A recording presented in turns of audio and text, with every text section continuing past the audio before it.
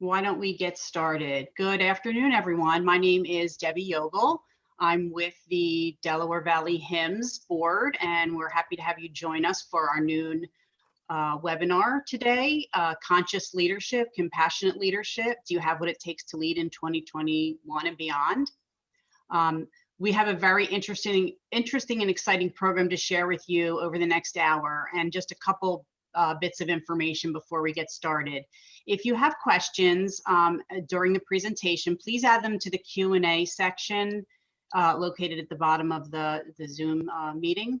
We'll try to get to them at the end of the presentation if time allows, and if not, we've asked Janet to respond to them, and we'll record that and post that on our DVHIMSS LinkedIn page. And speaking of our DVHIMSS LinkedIn page, please make sure you follow us there so you can not only see this presentation, which is being recorded, as well as the future questions that we don't get to today. You'll also get all of our latest chapter information, so it's a great source of information.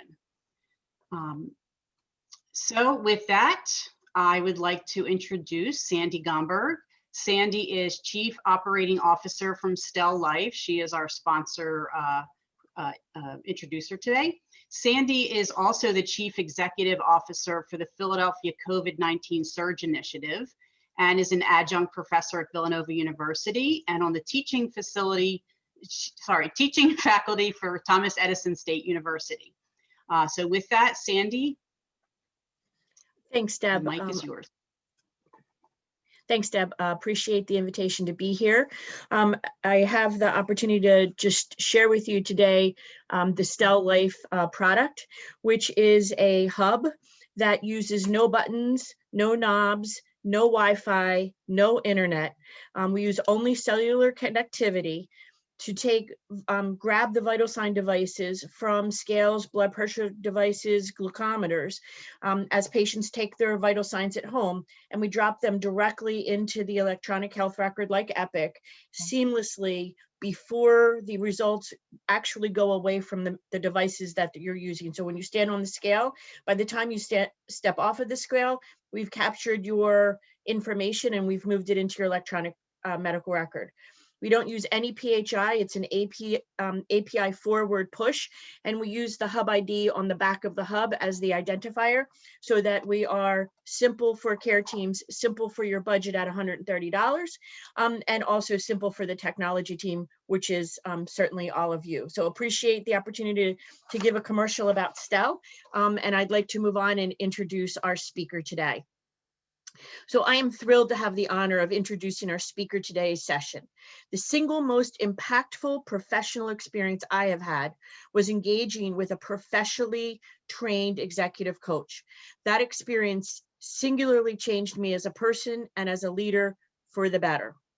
As I prepared to introduce Janet today, I was moved by many of her messages. One she shares from Socrates, advocating for constructive debate.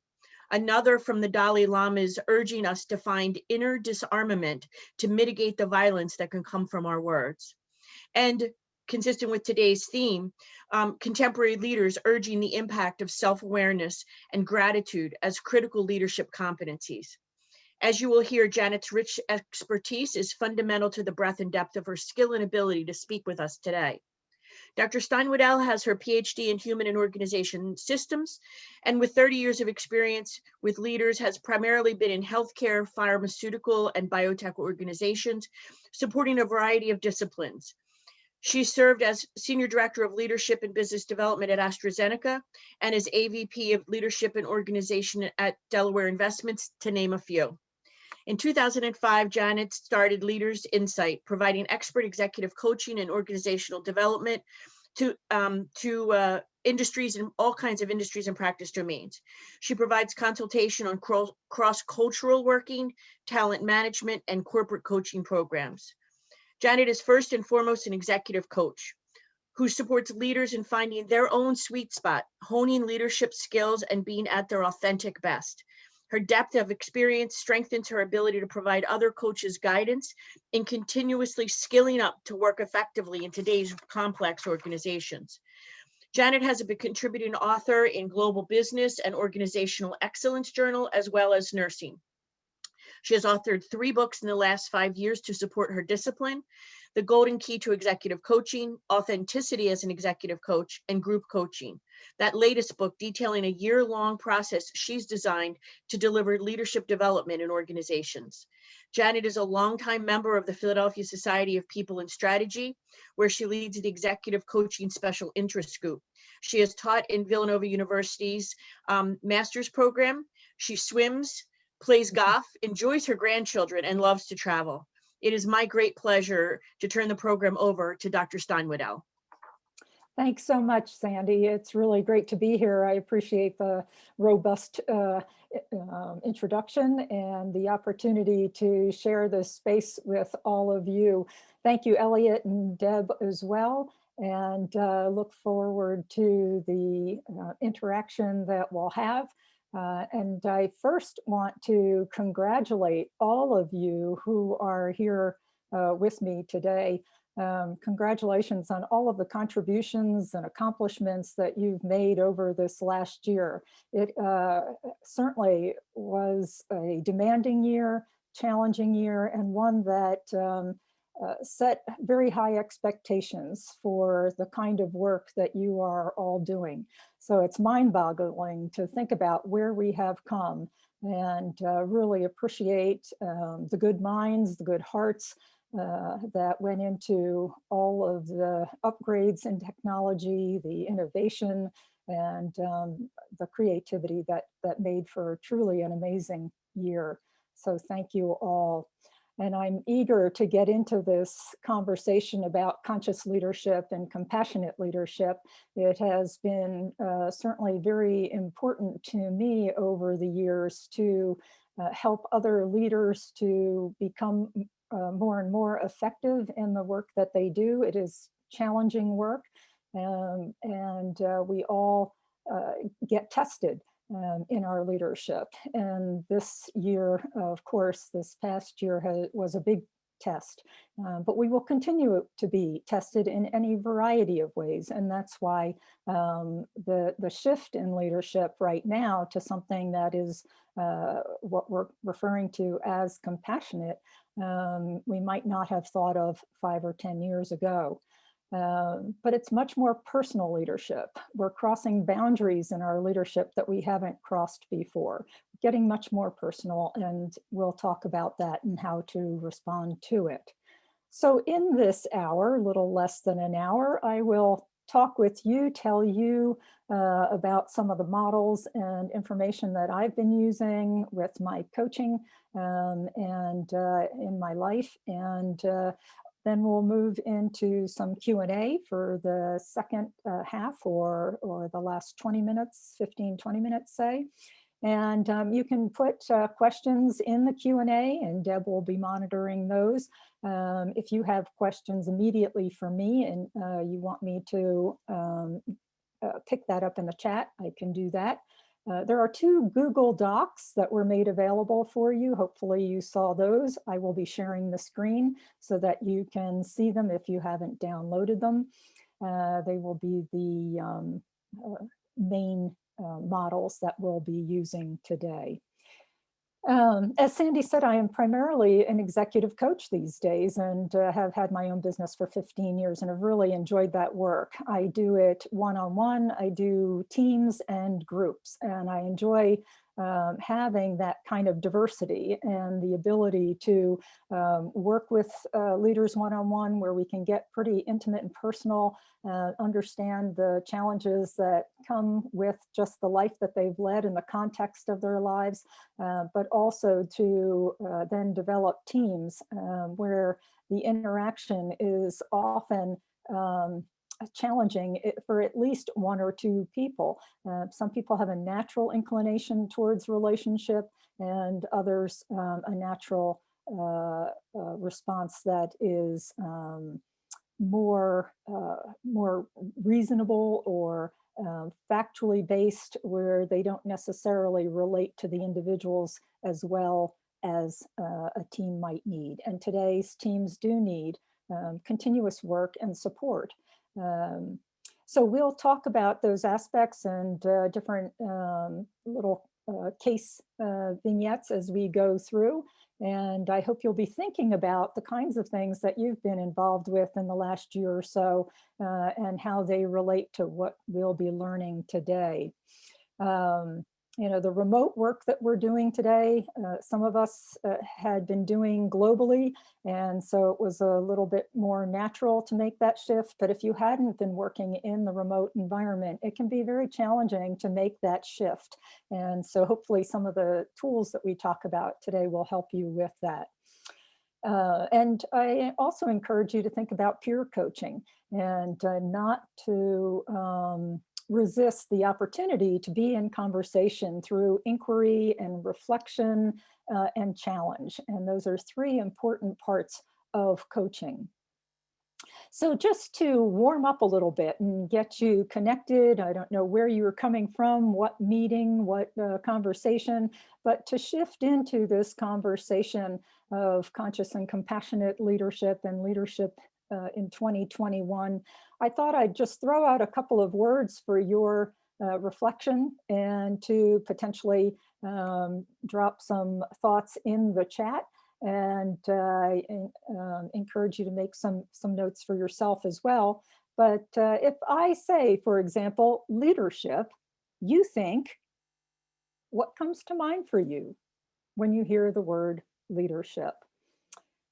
For some people, it's you know, facilitating others to a certain level of productivity, to results, meeting goals, and working with teams and through people.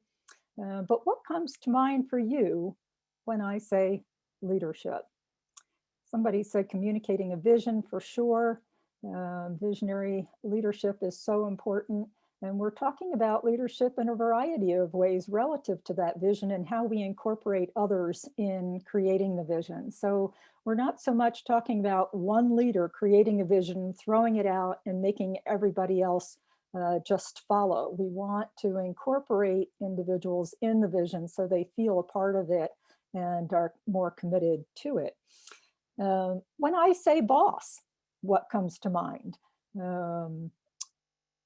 We all have a boss, and you might think of that as your direct manager, functional manager, project manager. But when I say boss, what comes to mind? So I'm seeing inspiration and consensus, and that might have been for the first question, leadership. I'm seeing team, accountability, leader accountability for supporting my team, to meet goals, see the strengths in each other. So you as boss, what is your role, right?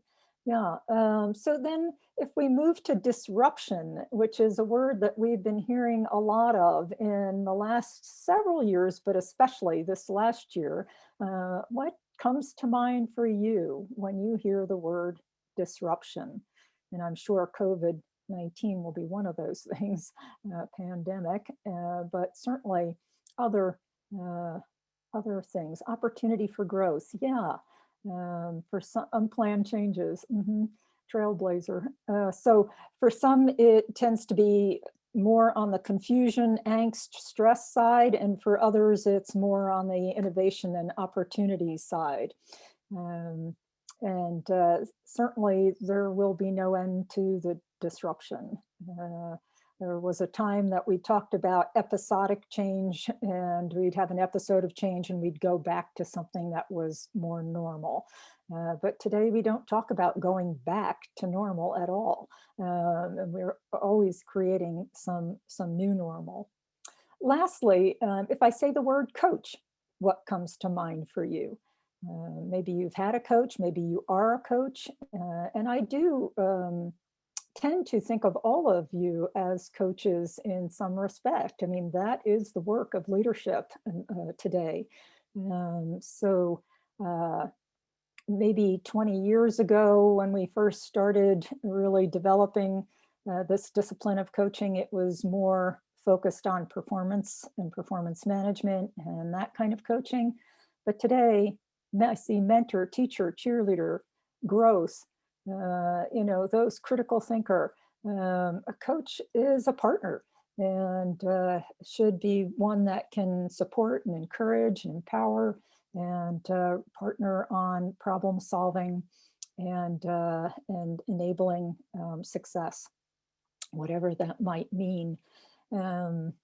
We used to put people in jobs and often say, well, let's see if they can do it. What a horrible thing, right? We've watched a lot of people fail that way. And so I think whether you're providing coaching as a leader or you bring in a coach for someone, you're saying, I want to see you succeed. And I'm going to give you every resource and opportunity to do so. And so I appreciate your kind of moving through this with me because it gets us into this context of leadership. I think of an oldie but goodie from the advertisement world that said, how do you spell relief? And it was, of course, R-O-L-A-I-D-S, Rolaids. Well, today, when I think about how do you spell relief, I think about consciousness. C-O-N-S-C-I-O-U-S-N-E-S-S, consciousness. First and foremost, we have to be conscious in our leadership, conscious as people, aware of who we are, what we're doing, how we impact others, how we want to influence, who's influencing us, and how is that impacting our behavior. So conscious leadership is incredibly important. And then compassion. So compassionate leadership is critical, and we'll talk about what both of those look like. We might even think of conscious and compassionate as pause and pivot, to use two very overused words today, but you'll know what I mean. The consciousness part does require pause, does require us to reflect, and the compassionate part requires us to think and be able to shift and have compassion as necessary and step into a different mode as needed. So to be conscious, and a lot of our emotional intelligence work over the last 15, 20 years has been focused on the idea of self-awareness, self-knowledge. Who am I? And really becoming clearer about ourselves and taking the time to gain insight and to reflect. I called my company Leaders Insight because I thought the most important thing leaders do is to continue to gain insight. Once we feel like we know it all, we start to, do a nosedive. We become the knower that can't be told anything, and it really ruins our ability to communicate and create the kinds of relationships that enable successful working. So with our consciousness in that taking time to reflect, to gain insight, we take responsibility for ourselves. There's nothing worse than a person that is blaming everything on everybody else, but to be able to see something in myself and to say, I moved too quickly in that situation. I didn't get enough information. I spoke too soon. I put the wrong person on that project. What was I thinking? They had no experience in whatever. I didn't give him or her enough information to get going. Or on the other side, I'm so glad I connected Tom and Amanda on that project. That was brilliant. And why? Why was it brilliant? What made it a good decision? So making time for that kind of consciousness is what enables us to do better each progressive day. And when we think about compassion, compassion means to suffer with somebody, to have passion and be impassioned with the other. Merriam-Webster says it is the sympathetic consciousness. So we were just talking about consciousness, the sympathetic consciousness of others' distress. We are aware, we become aware of another person's distress and desire to alleviate it. We want to provide some support, resources, a good listening ear. All of those things enable us to have compassion. How have you seen compassion displayed? How has maybe someone been compassionate toward you, or are there ways that you've been compassionate with others on your team, or in the various circumstances you find yourself? What does compassion look like in the work environment? And maybe you'll put a couple things in the chat or start to make some notes on a piece of scratch paper or something, because we'll be incorporating this.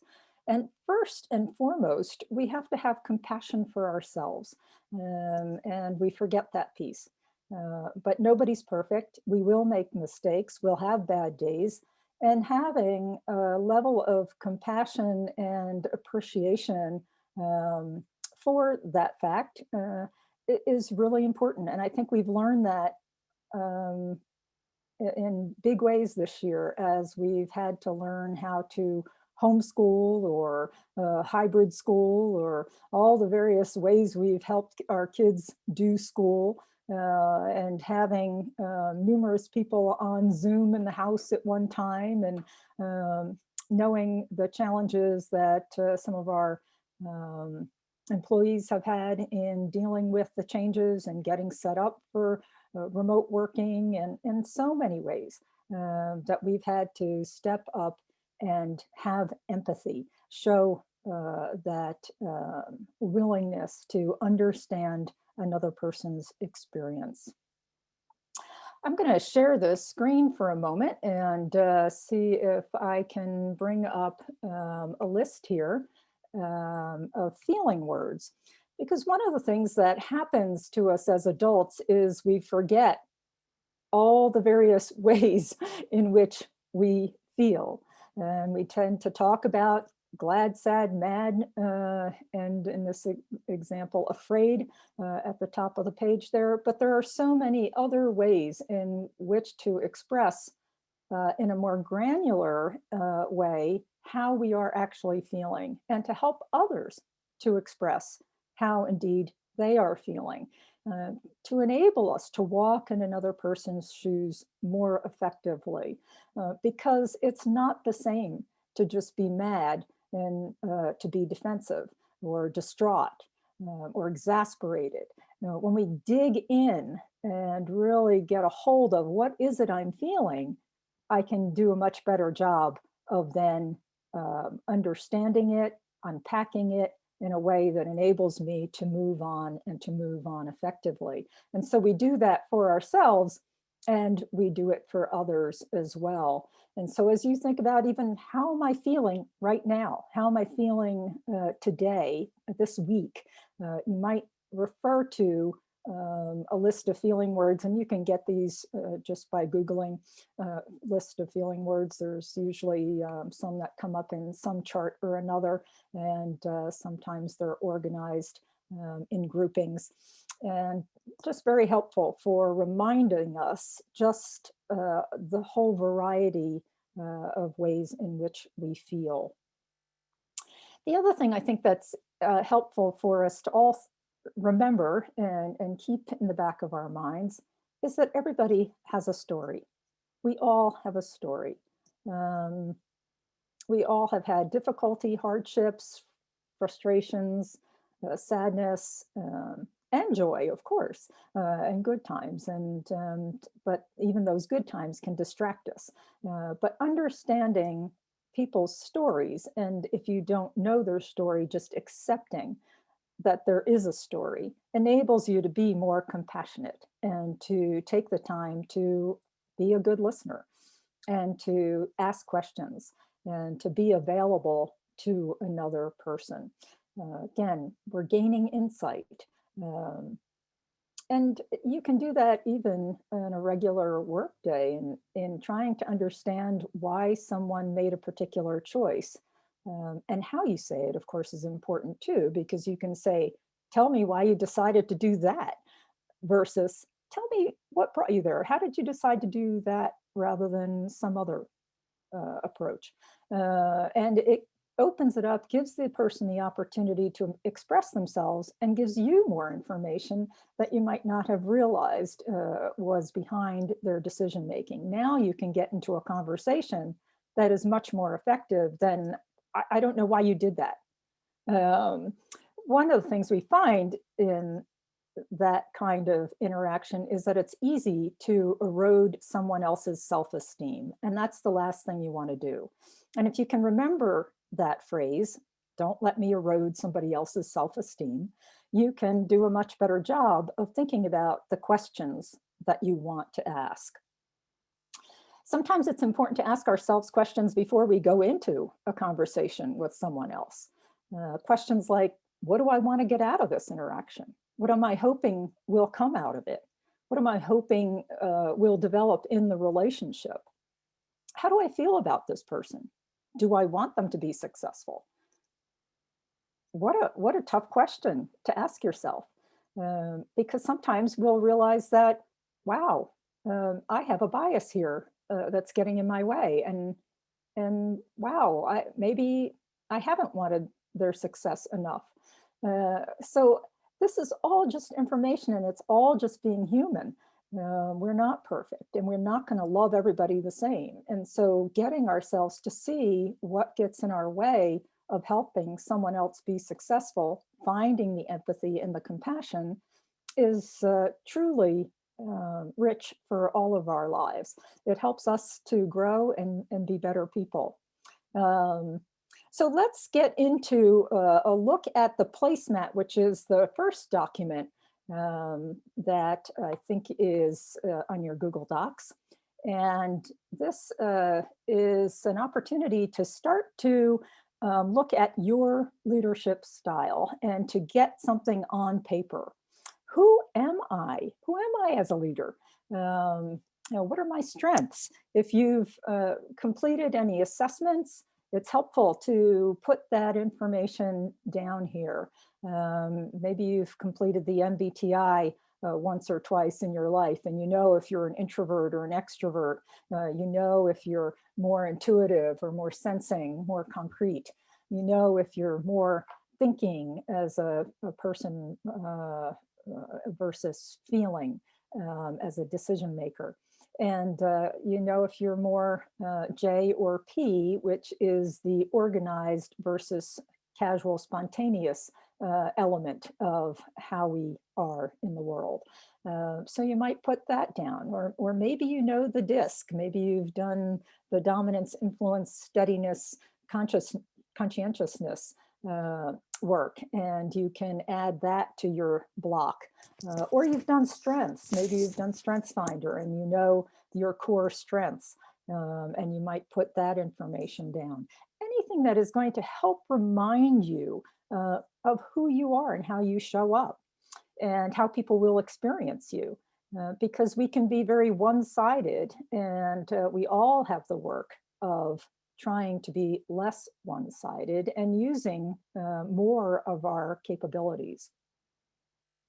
The other thing you might think about when you think about who am I is, am I in the first half of life or am I in the second half of life?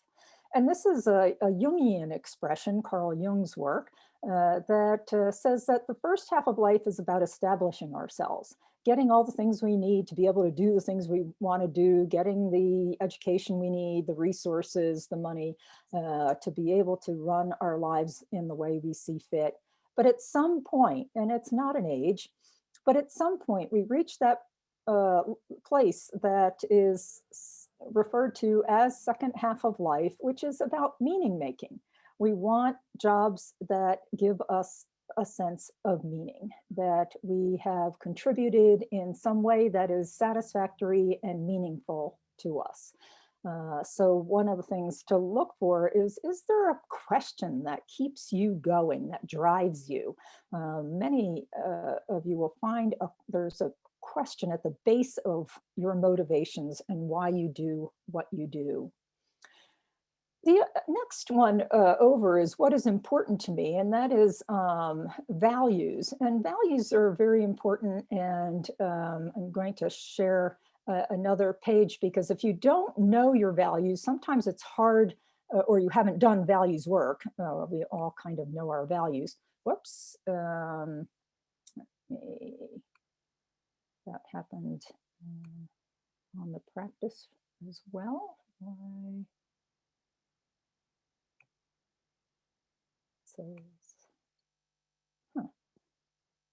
It won't come up, but I'm going to try it again.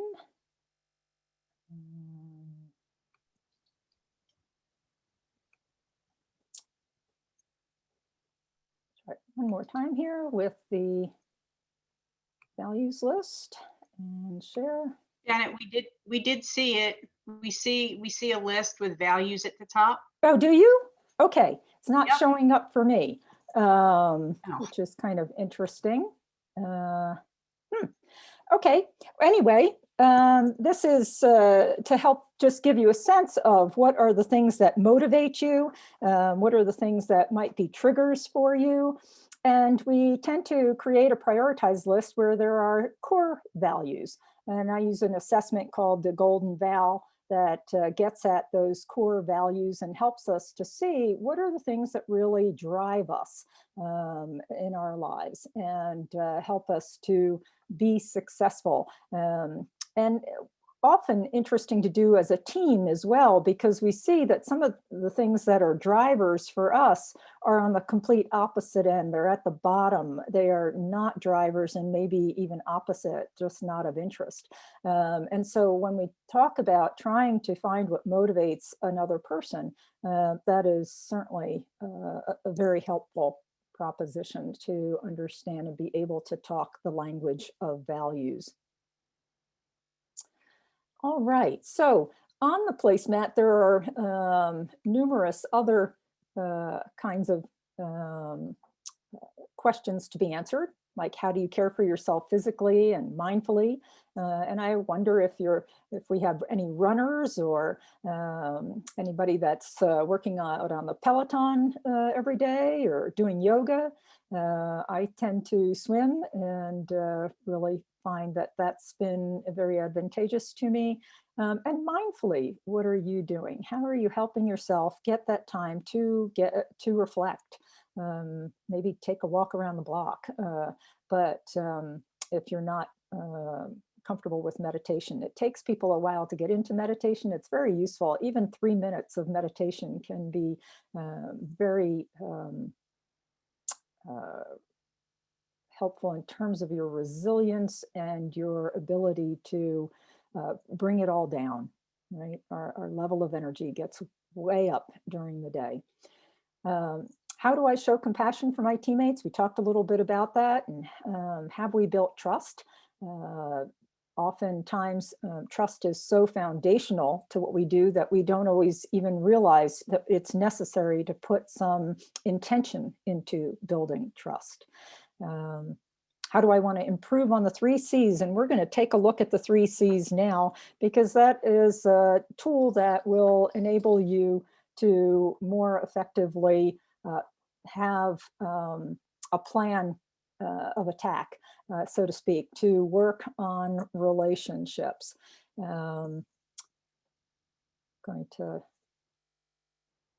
stop that share for a moment and just want to check the chat if there's anything that is coming up in particular. Creating breathing moments. Yeah, breathing moments, great way to regain energy. And sometimes when you're feeling anxious, to throw out 3 really harsh breaths takes all of that energy out and allows you to find your equilibrium again. So wonderful. I wanted to mention also this book, The Future Leader by Jacob Morgan. And he introduced an idea in here about the notable nine. And it's 5 mindsets, and one of which is called the chef. And the chef is all about 2 ingredients, knowing that there are important ingredients to leadership. And the 2 most important ingredients right now are the human aspect and the IT aspect. And so he talks about humanity, and you might be able to see that picture, humanity, that we have to put both of those puzzle pieces together. We have to be a bit of a chef in our leadership and be able to put together a good meal, right? A fortifying meal, and be able to do both sides, both the relationship and the technology piece. And boy, have we come a long way with what we have been able to do technologically, even those of us who don't think of ourselves as very technological. So the future will only require more of that sensitivity and more collaboration and teamwork. So the second Google Doc was on the 3 C's. And we're going to go to that now. But I want you to think about this crucible that we've all been in. We've been in a crucible, right? The heat's been turned up. We've had all kinds of feelings and emotions and been dealing with other people's feelings and emotions. We're doing our best to build resilience, find our equilibrium, and we're doing that individually and collectively. So in our teams and with others, we have to watch that, because sometimes we are ineffectively impacted by the voices of others. So always taking a moment to step away and be able to say, okay, where am I on this versus where am I with others? And to be able to come to things authentically. So I spoke earlier of being able to reflect. There's a very helpful learning cycle that is decide, do, reflect, and connect. So I'll encourage you to think about that. Don't just get caught in the decide and do. Make sure you take some time to reflect, connect the pieces, and then get back into your decision making and your actions. Okay, let's look at the 3 C's. And is that showing up for you? Curiosity, cultivation, and collaboration. And We can see it. Great, great. The first thing to note is there's the learner side, the person that is considered a player that wants to be effective is in that learner space. And on the right side is the knower. And we talked a little bit about knowers earlier on, often looked at as a victim.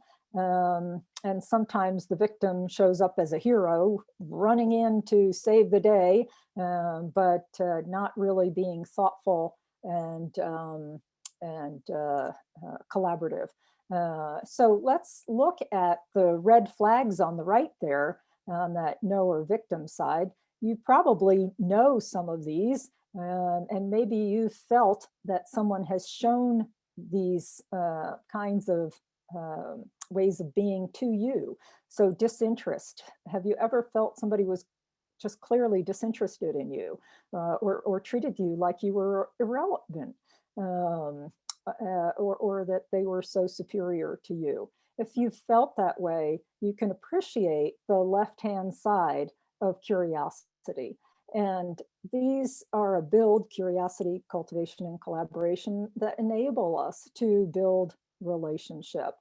So first, being curious and truly curious. You can't fake your curiosity, but to really try to understand another person, their concerns, their needs, the challenges they're having, whether in their work or their lives. Again, I said we're crossing boundaries we haven't crossed before. We're actually hearing people give support to individuals that are having childcare issues or parent care issues or other. And so curiosity really helps us to be effective. Cultivation is on that positive side of the red flags of minimization, trivialization, and denigration.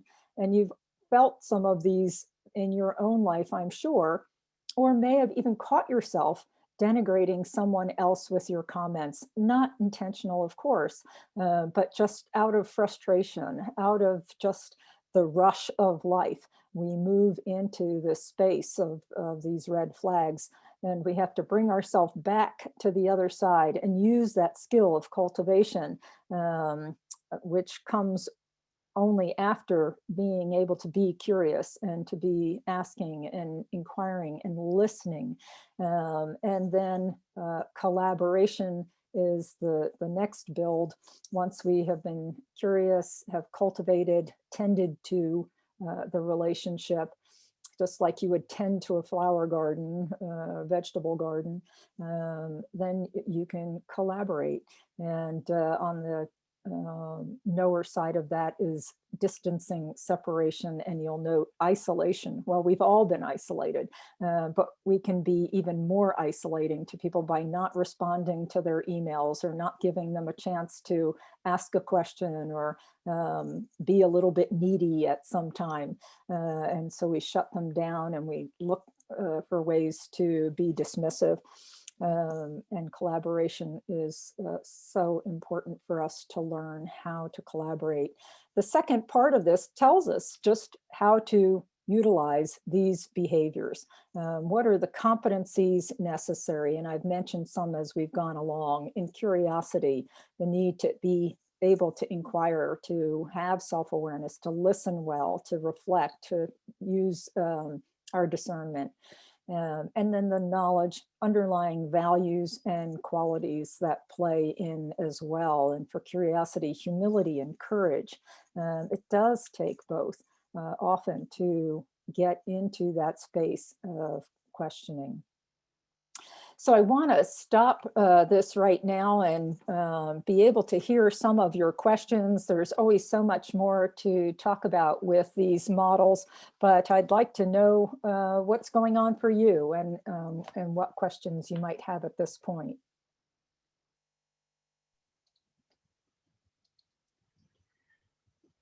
Deb, did you have some questions for me? Hi, there's nothing right now posted in the Q&A. Okay. So if anyone has questions, you could jot them down there.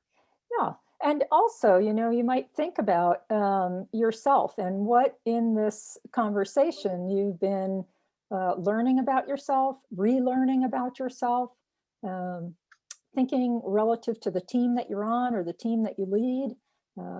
What is working well there, and what do you want to do more of? It's a perfect opportunity to kind of think through some goals for yourself. How will you cultivate and collaborate with the people that you work with more effectively? And who are the ones that need more of your attention? So that you might come up with one or two people that you really want to put some emphasis on. Because obviously we can't do all of this with every person every day. And one of the challenges is discerning where we need to put our time and our emphasis. One of the things as we think about coaching and the coaching paradigm is the idea of support and challenge. And so as I'm mentioning these different aspects, the 3 C's, it's helpful to think about how you can coach on those and your own self-coaching, providing some coaching to ourselves as we try to effectively implement new ways of doing things. And so I'll encourage you to be more reflective and to use that skill of reflection and to understand how imperative that is for your conscious and compassionate leadership. If you aren't reflecting, you can't gain insight. If you're not gaining insight, you're not growing. We all need to grow continuously. The world is growing around us, and if we're going to be one step ahead in many ways, we have to ensure that we're looking at any variety of information. And we're always told to read things across disciplines, to not just only focus on our own discipline, because it helps us to be more well-rounded, to problem solve more effectively, to know ourselves better, and to understand the people that we're working with better as well. Janet, we do have a question. Okay. We have a question from Carl, who's asking, how do you see the emergence of diversity, respect, and inclusion influencing future leadership? Yeah, it's a great Quite an question. interesting right now. Yep. Yeah, very, very interesting, very, very important. Certainly, we have asked these questions before. We've tried to get better, and we will continue to try to get better. I hope we'll try harder. I do think that the tools that I'm sharing with you are tools that can help you in this way, because certainly if we are able to be curious and to be willing to learn about another person's story, to learn about their experience, to really want to learn about another person's experience, that is what's going to help us all to be more effective in the DEI area and our own ability to lead there, as well as to respond effectively, to know ourselves, to know our own biases, to see where they enter in where we hadn't seen them before. You may have seen Ibram Kendi's book, How to Be an Anti-Racist. It's a wonderful book, very helpful to understanding that this isn't something we chose, but it's the soup we were brought up in, and so a lot of things created the situation we're in, and now to be effective, we have to be willing to look at it, see it, and see the challenges we've created, the people before us have created, and the situation we're in, so that we can effectively relate to others, effectively call ourselves on our own biases, see it, and be able to adjust, and to be compassionate to ourselves and to others. Bring that element of compassion in. I hope that's helpful. If there's a build on that, you're welcome to ask a further question. It's a poverty of curiosity that keeps us disconnected from ourselves and disconnected from others. And so that continuous willingness to step back and say, what don't I know? What am I missing here? What would enable me to be better, stronger? In my second book on authenticity, I have a whole list of questions that help us to think more about our experiences, because we should be reflecting after an interaction with someone and thinking this is written for client and or coach and client, but it's easy to shift that into yourself with another, and just how did I feel in this interaction? How is the other person affecting me? And what can I learn from that? What's occurring between us? So even in a split second of being in an interaction with another person, to be able to say, what's happening here? How do I feel about this relationship? What surprises me about the relationship? And maybe how am I blocked with this person? How are we not relating? And how would I like us to be relating better or differently? Sometimes it's helpful to think about how I'm using the other person or how they're using me, and to get clear on the ineffectiveness of that and how it brings inauthenticity. We're all trying to be more authentic in our leadership, and we've been talking about that for years now, but it requires vulnerability. It requires the willingness to see ourselves and to see ourselves in relationship and in action. And Any other questions, Deb? yeah, Janet, that's a good segue. There's a long sort of comment, not really question, but I think it tags off of what you were just saying. And it's from someone who transitioned to a new role and trying and seeing differences in culture and connection with people between the different roles. And what she's saying is, I find that engagement is key, and being authentic and taking interest, connecting with people, to each other and each other's work, even when they can't see when others can't clearly see the connection. And I think that, you know, in health IT, sometimes you see that, and especially now that we're working remotely and sort of in our own, you know, buried in our own groups, is not having the appreciation for another group's work and effort, but how to be Yes. authentic and connect with folks. Yeah, and when you're not just passing people in the hallway, you know, it's hard to remember that you just want to, you know, kind of high five somebody and say, great job on whatever. So those interactions are fewer and further between, and we have to make real intentional time for it. I find that people on just about every video conversation I'm having are expressing how the isolation is affecting them in lack of real connection with another person.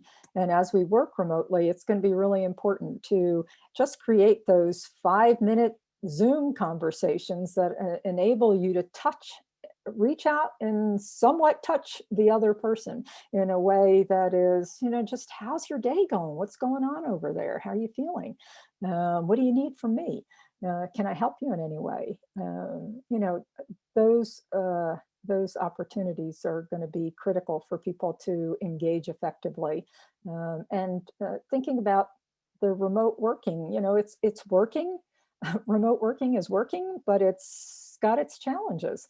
And to continuously think about creating opportunities for people to come together in that kind of informal experience we had in our organizations, in the lunchroom, or you know, at the coffee bar. How do we create that through Zoom or Teams or one of the other apps? You know, just giving people the opportunity. You might just create a half-hour Zoom time 3 times a week or something, where people can just get on to have informal conversation and check in with one another. There's also another thing that I had seen about these hot walls that are just putting up a large monitor and allowing for a time during the day when it's running and people can enter in from their homes, as well as this is in hybrid situations where there are some people in the office.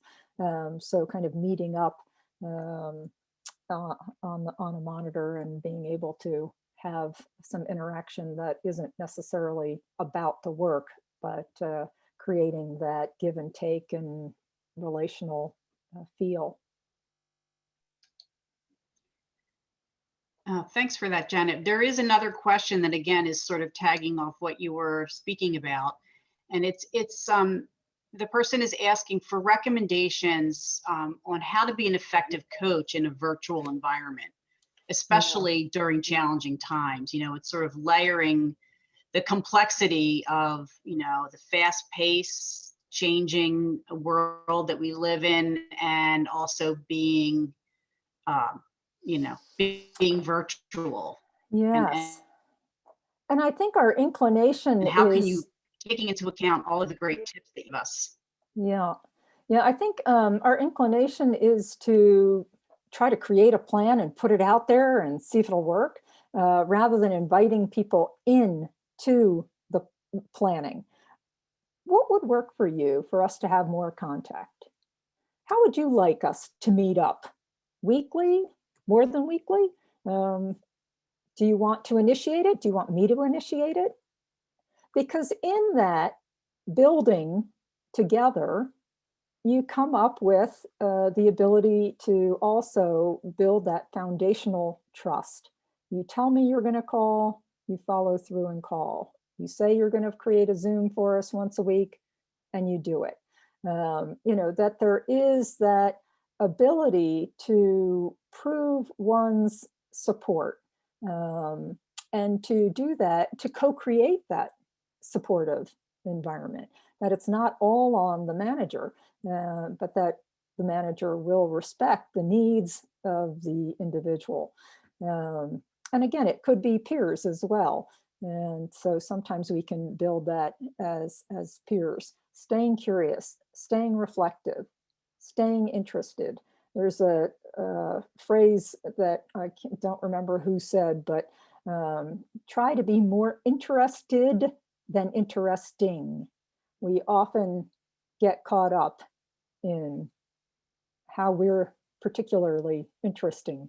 But when we can be more interested in the people we're with, we get naturally curious. We inquire in new ways, in more authentic ways that enable relationship to evolve more richly.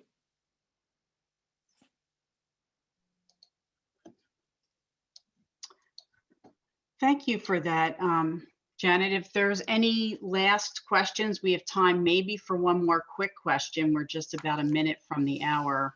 And as we're waiting to see if that comes in, we do have a couple of questions that were presented to us, you know, as you registered. And I just see another question that came in. We're probably not going to have time to answer, but we will include that in our follow-up video. So please be sure to follow us on Delaware Valley HIMSS on LinkedIn. And I'd really like to take this last 30 seconds or so to thank you, Janet, for your time, your insights. I think it's really important today. We don't take the time to be mindful, to think about ourselves. We're so busy running from activity to activity. So I think your insights here and your tips and your tools that you shared with us are extremely valuable. And I really thank you for your time, and thank you for joining us today. Well, it's been a pleasure, and I only wish I could have actually met some of the individuals, but maybe at some future date, and I hope you'll join me on LinkedIn, or my Facebook page for the book is The Golden Key to Executive Coaching, and I'll meet up with you online. Thank you. Thank you, everyone. Have a great day.